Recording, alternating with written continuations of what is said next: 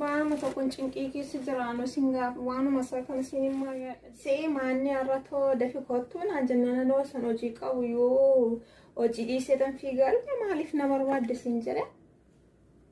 Maanni sirkoo moo ati warra jaartii moo fakkaatti maanni akoo kanatti uffatteen baatu. Maanni maal taate seeni eeyyan kaanatu barsi barbaade barii. Baama tokkoon cinqii keessa jiraannu singaaf waanuma isaa kan isin mari'adha jedheetani maalin godhaa. Anuun sodaadha iyyuu baay'eema tokko maalin godha.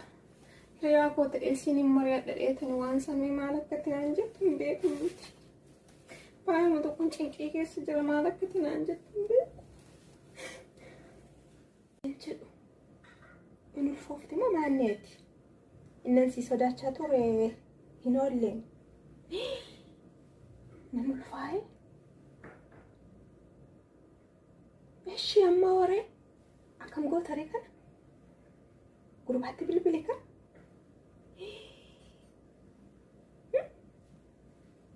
Nan ulfaaye. Yaa Waaqayyoo eshi amma maal godhamu?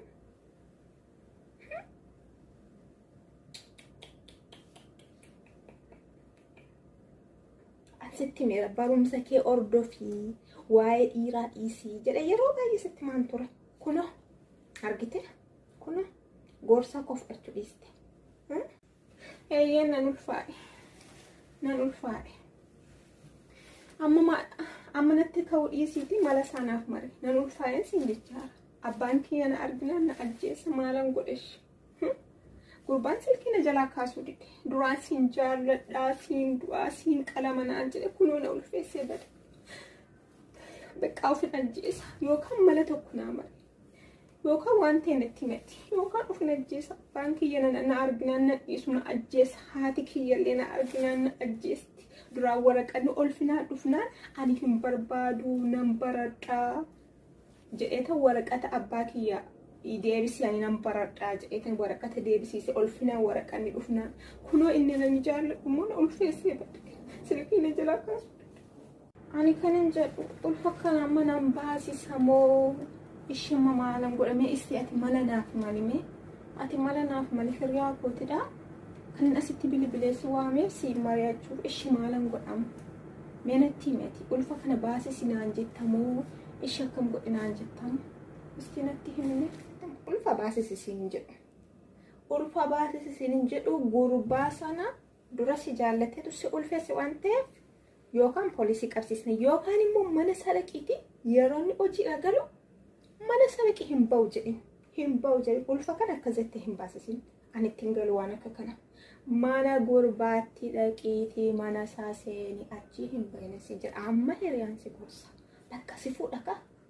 Bakka erga hin baasisiin mana gurbaa dhaqinaan jettee amma yeroo inni arruma moo boru bakka arruma dhaqeeta wajjin deemna ka yookaan immoo maanuu godhu wajjin deemna arruma dhaqeetan nan gaafadha. Inni baasisinaan hin jedhu inni baasinaan jedha malee otoo amma kanatti himee baasinaan jedha. Silkiyyuu na jalaa kaasuu dide akkuma ati jette bakka mana isaa dhaqeetan hin ba'uun jedha. Hin ba'uun jedha malee abbaan kan koo kana na arginaan na ajjeessa hin ba'uun jedha mana isaan dhaqa yoo wayi achi ga'ee siifan bilbila mana isaa dhaqeetan hin ba'u mana kanaan jedhan siitu na ulfeesse waan ta'eef akkana ulfeessitetti na fuudhin jedhan malee hin ba'u bakka aniyyuu garkanuma siin mari'achuufan si waame waan gaarii nama gorsiti hiriyaa yaani rakkina irrattis bal'ina irrattis na faana jirta waan ta'eef kanaafan asitti si waame bakka akkumati jette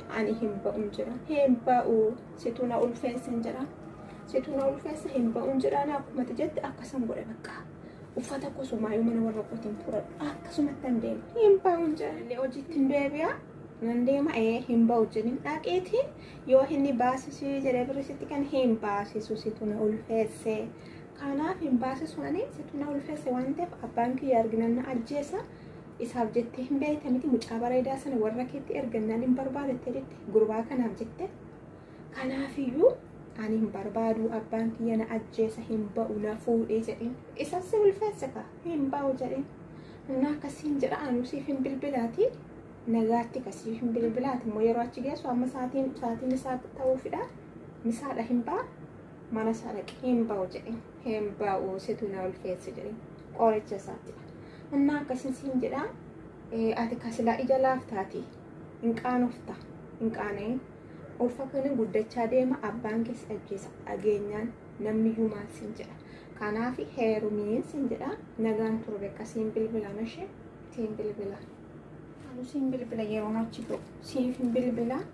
Garuu dura maaliif natti himuu diddinaan jedha ta'e hin beekani. Siin bilbila beekaa ishee akkuma jettee mana isaa dhaqeen hin ba'uun jedha.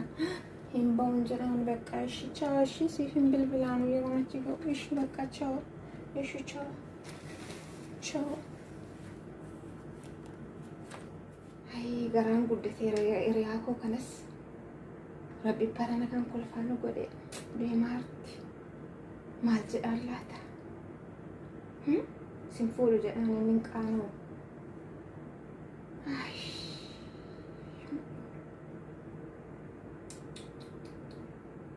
Maal jedhaan laata gurbaan kun duuriyyeedha siin ta'uu anjalee amma hirummaatti mateen diddina jaallata ishaarra walaata yeroo ulfeesse hindi kan kooyuu miti jetti kun duuriyyee fakkaatti gurbattiin.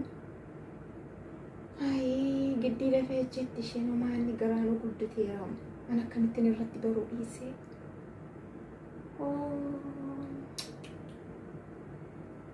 Yeroo tokko kana bada kun dhiira ofii jaallatan itoo hin taane dhiira nama jaallatu wayyan jedhan dhugaa.